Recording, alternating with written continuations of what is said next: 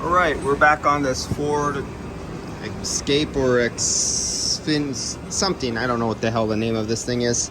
So this is the one I told you I cannot start the air conditioning because the wiring harness in the front was damaged and is being replaced with a new one.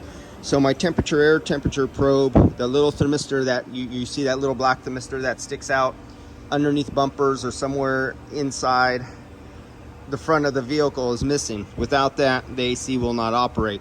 Plus they're low on coolant. So this is second video. Now, I couldn't find the sticker. The sticker was missing, but we finally located it. It was on the other side of the shop on one of their parts trays over there. This is God. Without this thing, you don't charge the car.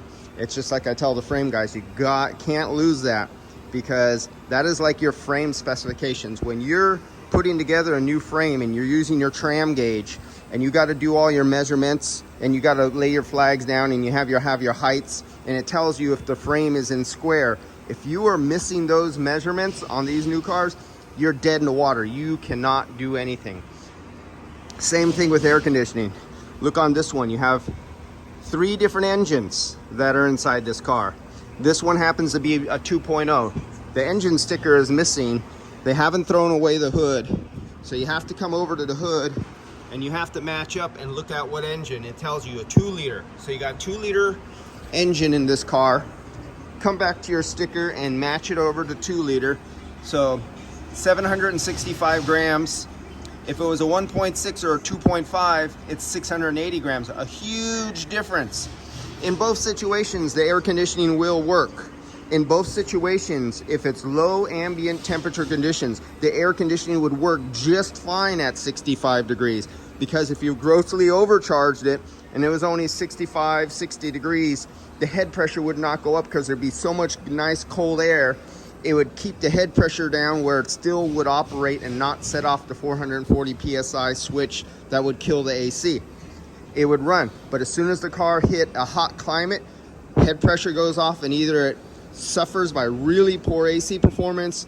Some small engines, you notice them get rough because the engine is compensating, dumping so much fuel, trying to keep the engine running at idle because you're just floating under 440 PSI. Lack of power on some small cars because it's overcharged. Or compressor slipping and clutch damage, like on this one, you could slip a clutch and burn out a clutch.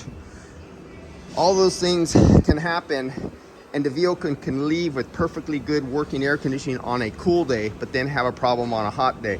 Same goes the other way. If the car called for 765 grams, you put 680 and it's a cool day, 60 degrees, 65 degrees, 70 degrees. You can have your perfectly cooling 39 degrees air out the dash, but it would perform like shit on a really hot day when it hits 80, 90, 100 degrees. This is your Bible.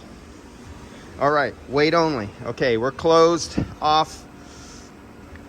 Refrigerant's ready to go, open, refrigerant sitting. It's zeroed, I already zeroed it out. And what was that, 765? Let's open it up again. And there goes our refrigerant is going in. And we're looking for somewhere around 765 grams. And let's watch it go in.